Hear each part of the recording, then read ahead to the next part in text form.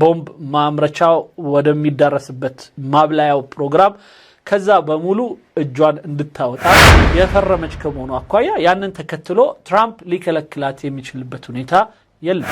የሆርሙዝን መንገድ ሙሉ በሙሉ ኦልሞስት በሚባል ደረጃ ተቆጣጥረው ነበር።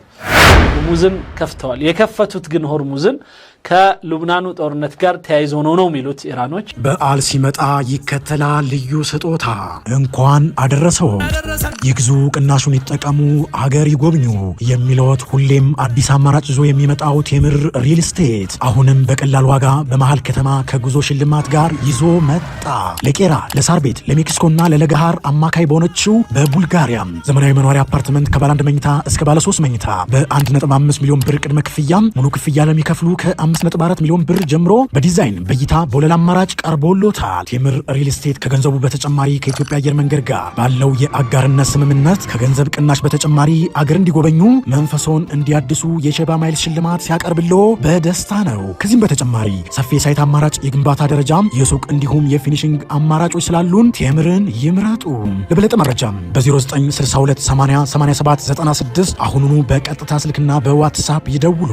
መልካም በዓል። ቴምር ሪል ስቴት።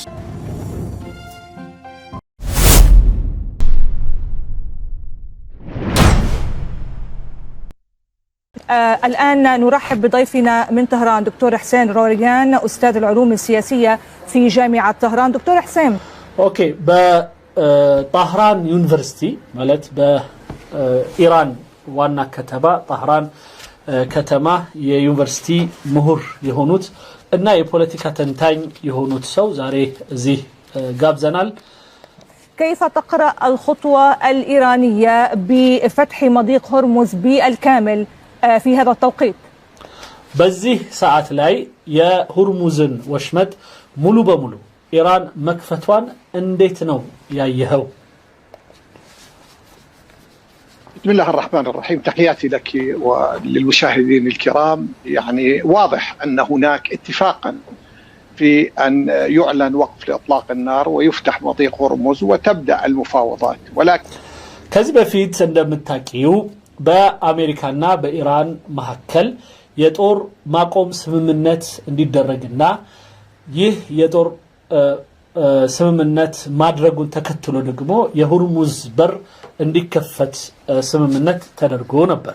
لكن كان هناك تخلفا أمريكيا في موضوع وقف إطلاق النار في لبنان.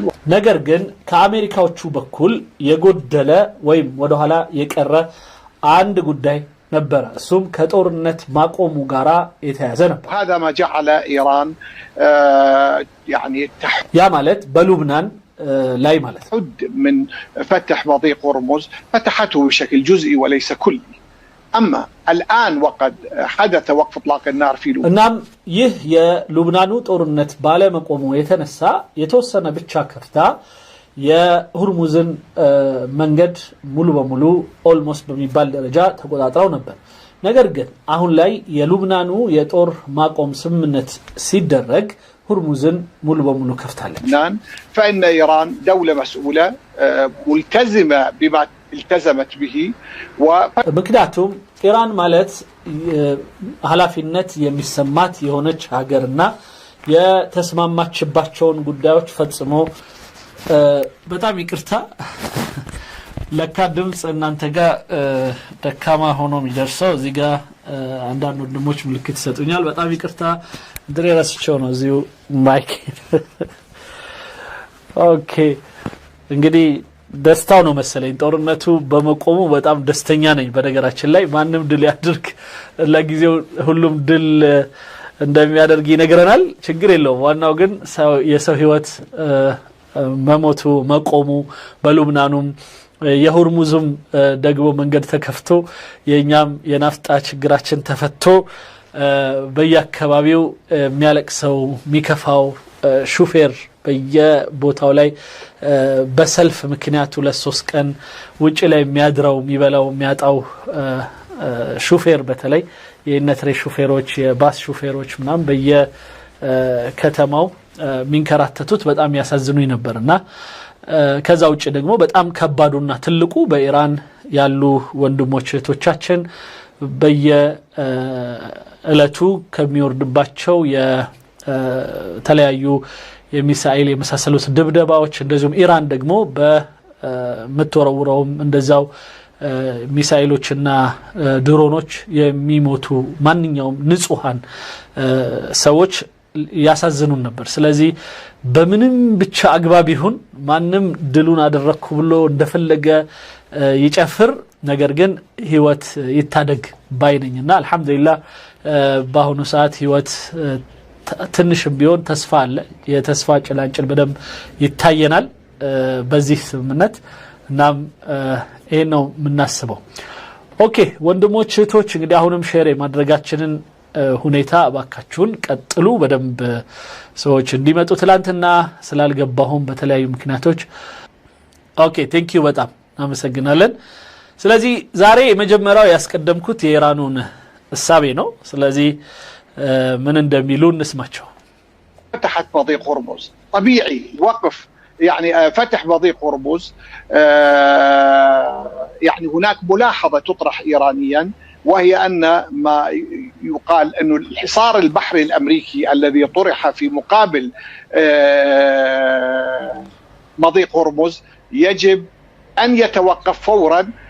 ليلو بإيران إيتها أهون لاي يهرمزن መስመር ኢራን ስለከፈተች ከዚህ በኋላ የአሜሪካው ደግሞ በባህር ላይ እየተደረገ ያለውን የአጥር ሂደት መነሳት አለበት የሚል አቋም አላቸው እና ይሄ ነው እንግዲህ አሁን ደግሞ ሊያከራክር የሚችለው ነገር ይሄ ነው። ሆርሙዝን ከፍተዋል። የከፈቱት ግን ሆርሙዝን ከሉብናኑ ጦርነት ጋር ተያይዞ ነው የሚሉት ኢራኖች። ሌሎች ደግሞ ሚሉት ይኖራል፣ እሱን እንሰማለን። ከሁሉም መስማት ጥሩ ነው። ከዛ በኋላ ሌላው ቀርቶ በመሃል ጆከራችን አለች አይደል ግብጽዬ፣ በዚህ መሃል መግለጫ አውጥታለች ከውጭ ጉዳይ ሚኒስትር ነገሮች እንዳለቀ ካየች በኋላ እንዴት ነው የቱ ነው የሚያዋጣኝ ያለች ይመስላል። የገልፍ ካንትሪውን ደግፎ የውጭ ጉዳይ ሚኒስትሩ መግለጫ አውጥቷል እና በጽሁፍ ነው ያወጣው መግለጫውን። በድር አብዱል ዓጢ ገጭ ብሎ ያችን ጽሁፍ አንብቦ ማን ነው የገልፍ ካንትሪው ጋር አብረን ነው የምንቆመው፣ ኢራን ያደረገችው ጥፋት ነው ምናምን ጅንጃን ካብሏል። እንግዲህ ይሄን ይመስላል ወንድሞች እህቶች ፖለቲካችን። حتى تكون الانسيابية قائمة في مضيق هرمز في حركة السفن من وإلى مضيق هرمز. ስለዚህ ይላል ወንድማችን ከጣህራን ወይም ከኢራን የሆርሙዝ መስመር አሁን ላይ ተከፍቶ ባለበት ሁኔታ እንዲቀጥል የአሜሪካው ከየባህር ዳሩ አካባቢ የኢራንን ወጪ ገቢ ከኢራን ወደ ኢራን የሚገቡትን በአጠቃላይ እና የሚወጡትን መርከቦች የማገድ ስራዋ እንዲቆም ጥያቄ አቅርባለች። نعم طيب الآن ماذا ننتظر في الأيام المقبلة بعد هذه الخطوة التي يمكن وصفها بأنها خطوة نحو الأمام؟ ስለዚህ አሁን ላይ ወደፊት የሚመስል ጥሩ የሆነ እንቅስቃሴው ስላለ ይሄን እንቅስቃሴ ተከትሎ ምን እንጠብቅ? በዓል ሲመጣ ይከተላል ልዩ ስጦታ። እንኳን አደረሰው። ይግዙ፣ ቅናሹን ይጠቀሙ፣ ሀገር ይጎብኙ የሚለዎት ሁሌም አዲስ አማራጭ ይዞ የሚመጣው ቴምር ሪል ስቴት አሁንም በቀላል ዋጋ በመሃል ከተማ ከጉዞ ሽልማት ጋር ይዞ መጣ። ለቄራ፣ ለሳር ቤት፣ ለሜክሲኮና ለለገሃር አማካይ በሆነችው በቡልጋሪያም ዘመናዊ መኖሪያ አፓርትመንት ከባለ 1 መኝታ እስከ ባለ 3 መኝታ በ1.5 ሚሊዮን ብር ቅድመ ክፍያም ሙሉ ክፍያ ለሚከፍሉ ከ5.4 ሚሊዮን ብር ጀምሮ በዲዛይን በእይታ በወለል አማራጭ ቀርቦሎታል። ቴምር ሪል ስቴት ከገንዘቡ በተጨማሪ ከኢትዮጵያ አየር መንገድ ጋር ባለው የአጋርነት ስምምነት ከገንዘብ ቅናሽ በተጨማሪ አገር እንዲጎበኙ መንፈሶን እንዲያድሱ የሸባ ማይል ሽልማት ሲያቀርብሎ በደስታ ነው። ከዚህም በተጨማሪ ሰፊ ሳይት አማራጭ የግንባታ ደረጃም የሱቅ እንዲሁም የፊኒሽንግ አማራጮች ስላሉን ቴምርን ይምረጡ። ለበለጠ መረጃም በ0962808796 አሁኑኑ በቀጥታ ስልክና በዋትስአፕ ይደውሉ። መልካም በዓል። ቴምር ሪል ስቴት من قبل إيران. هل هناك مؤشرات تلوح في الأفق على أن المحادثات قد تجري في اليومين المقبلين كما تقول مواقع أمريكية عدة ومنها موقع أكسس الأمريكي بأن هناك مؤشرات أن مفاوضات ستجري خلال اليومين المقبلين نتحدث هنا عن يوم الأحد في إسلام آباد. ስለዚህ ከዚህ በኋላ የአሜሪካው የተለያዩ የዜና አውታሮች እንደሚያራግቡት በኢራንና በአሜሪካ መካከል የስምምነት ሂደቱ ይቀጥላል። በኢስላም አባድ ከእሁድ ጀምሮ ማለትም የፊታችን ከሁለት ቀን በኋላ ጀምሮ የውይይት ሂደት ይቀጥላል የሚባል ነገር አለና እንዴት ነው እናንተ ጋር ያለው? وعلى أي أسس دكتور؟ እና በምን መሰረት ላይ ነውስ ምትነጋገሩት? يعني زيارة قائد الجيش الباكستاني عاصم منير نعم. إلى عاصم منير የተባሉት የፓኪስታኑ የጦር አዛዥ ሰሞኑን ባደረጉት የኢራን ጉብኝትና የአሜሪካኑን መልእክት ማድረስ طهران يعني قد نعم تمهد لهذه الجولة الثانية من المفاوضات የሁለተኛውን ዙር የውይይት መድረክ ያመቻቸ ነበር። لحد الآن ليس هناك تحديد للفترة الزمنية ولكن في تصور يمكن أن تكون خلال الأيام المقبلة. ምንም እንኳን እስካሁን በኢራን በኩል ጊዜ ገደቡ ያልተገለጸ ቢሆንም መቼ እንደሆነ በትክክል ግን በዚሁ ቀናቶች እንደተባለው ሊሆን እንደሚችል ይገመታል። الإطار الذي يعني ناقش فيه السيد عاصم منير مع الإيرانيين هو العقد الموجودة التي أفشلت الدورة الأولى من التفاوض وهو አሁንም ግን ኢራኖች ከመጀመሪያው የተማሩትና የነበረው ትራማ ወይም የዚህ ውይይት ሂደት መልሶ ሊከሽፍ ይችላል የሚል እሳቤ ጭንቀት አለባቸው።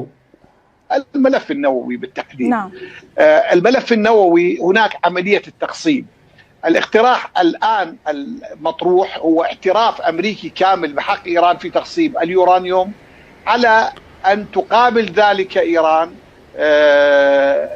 تجميدا للتقسيم بشكل طوعي ولعدة سنوات. በአሁኑ ሰዓት ያለው ስምምነት ከአሜሪካ በኩል በተለይ አሁን ላይ ስብሰባውን ወይም ውይይቱን ሊያከሽፍ ይችላል ተብሎ ከሚታሰቡ ነገሮች አንዱ የኒውክሌር ጉዳይ ነው። የኒውክሌር ጉዳዩን በተመለከተ አሁን ላይ ያለው ስምምነት መብቷ ነው ሰላማዊ የሆነ ነገር ማድረጓ። ነገር ግን ለአሁን ግን በተፈጠሩት ነገሮች ለእውነተኛነት ማረጋገጫ ሙሉ በሙሉ የዩራኒየም ሆነ የኒውክሌር ቦምብ ማምረቻው ወደሚዳረስበት ማብላያው ፕሮግራም ከዛ በሙሉ እጇን እንድታወጣ የሚል እና ይሄንን በፍቃዷ ራሷ ኢራን እንድታደርግ የሚል ስምምነት ነው ያለው። ይሄንንም በተወሰኑ አመታቶች ተገድቦ የሚደረግ ይሆናል እና ያው እነ ትራምፕ ምን እንደሚሉ በኋላ እንሰማለን። ግን የኢራኑ ሐሳብ ይሄ ነው። እስከ ተወሰኑ ጊዜያቶች የዩራኒየሙን ጉዳይ እንደዛው በበጎ ፈቃደኝነት ከኢራኖች ይሄን ነገር ሊያደርጉት እንደሚችሉ حق لإيران بتخصيب اليورانيوم أو توقف عن التخصيب لسنوات ثم استئنافها من جديد. ይሄ ማለት ለተወሰነ አመታት እንዲያቆሙ ምንም አይነት የዩራኒየም ማብላያ ፕሮግራም እንዳይሰሩ እና ከዛም የተወሰኑ አመታቶችን ጠብቀው የሚሰጧቸውን እንደገና በመጠቀም ሊያደርጉት ነው ማለት ነው። في تصوري نعم يعني ما يقوله ترامب هو بلطجة ليس إلا أنه حق تقسيم በኔ እምነት ያ ነው። ምክንያቱም ትራምፕ የሚለው ባዶ ዝም ብሎ ጉራ ነው። ሙሉ በሙሉ ኢራን በዩራኒየም ስራ ውስጥ አትገባም የሚለው ነገር ዝም ብሎ ማይታሰብ ነው። اليورانيوم حق مكتسب لإيران كعضو موقع على معاهدة الحد من الانتشار النووي ولا تستطيع أمريكا أن تحد منه.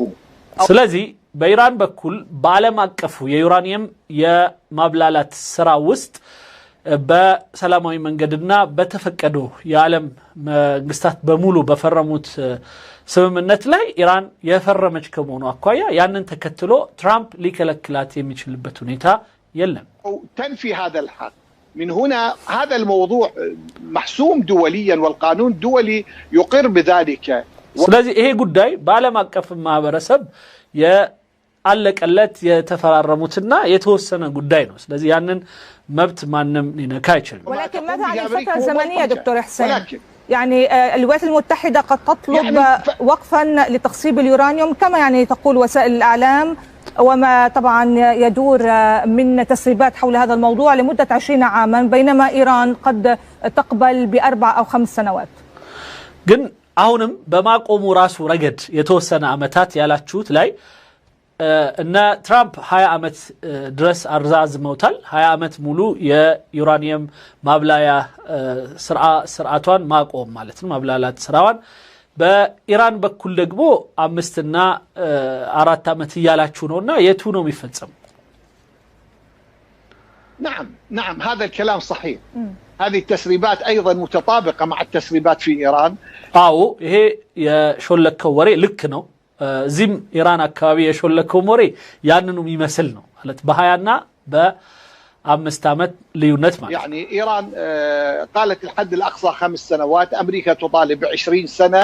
ስለዚህ ኢራን የመጨረሻ ትልቅ ቁጥር የጠራችው 5 አመት ድረስ ነው ከሁሉም የዩራኒየም ጉዳይ እጄን አነሳለሁ ያለችው። ولكن يبقى هذا هو احد بنود التفاوض بين الطرفين للوصول الى فتره زمنيه محدده. ስለዚህ ይሄም ነው አንዱ ለውይይት የሚዳርጋቸውና በመቀራረብ አንዱን ጊዜ መምረጥ የሚኖርባቸው። الموضوع الاخر انه اليورانيوم المخصب بنسبه 60%. نعم. يعني امريكا تطالب برمزيه معينه في هذا الاطار، وهو ان تسلم ايران هذه الكميه لامريكا على ان تشتري هذه الكميه امريكا من ايران. ሌላው አሁን ላይ በዩራኒየም የማብላላቱ ስርዓት 60% የደረሰ የኢራን ዩራኒየሙን አሜሪካ ልትገዛው ስምምነት ላይ እንደዛው ተደርሷል በብዙ ቢሊዮኖች። በመጀመሪያ ሩሲያ ልረከበው ያለች ነበር፣ አሁን ግን ወደ አሜሪካ ሆኗል ማለት ነው። በዓል ሲመጣ ይከተላል ልዩ ስጦታ። እንኳን አደረሰው። ይግዙ፣ ቅናሹን ይጠቀሙ፣ ሀገር ይጎብኙ የሚለዎት ሁሌም አዲስ አማራጭ ይዞ የሚመጣው ቴምር ሪል ስቴት አሁንም በቀላል ዋጋ በመሃል ከተማ ከጉዞ ሽልማት ጋር ይዞ መጣ። ለቄራ፣ ለሳር ቤት፣ ለሜክሲኮና ለለገሃር አማካይ በሆነችው በቡልጋሪያ ዘመናዊ መኖሪያ አፓርትመንት ከባለ 1 መኝታ እስከ ባለ 3 መኝታ በ1.5 ሚሊዮን ብር ቅድመ ክፍያ ሙሉ ክፍያ ለሚከፍሉ ከ5.4 ሚሊዮን ብር ጀምሮ በዲዛይን በእይታ በወለል አማራጭ ቀርቦሎታል። ቴምር ሪል ስቴት ከገንዘቡ በተጨማሪ ከኢትዮጵያ አየር መንገድ ጋር ባለው የአጋርነት ስምምነት ከገንዘብ ቅናሽ በተጨማሪ አገር እንዲጎበኙ መንፈሶን እንዲያድሱ የሸባ ማይል ሽልማት ሲያቀርብልዎ በደስታ ነው። ከዚህም በተጨማሪ ሰፊ ሳይት አማራጭ፣ የግንባታ ደረጃም፣ የሱቅ እንዲሁም የፊኒሽንግ አማራጮች ስላሉን ቴምርን ይምረጡ። ለበለጠ መረጃም በ0962808796 አሁኑኑ በቀጥታ ስልክና በዋትስአፕ ይደውሉ። መልካም በዓል። ቴምር ሪል ስቴት።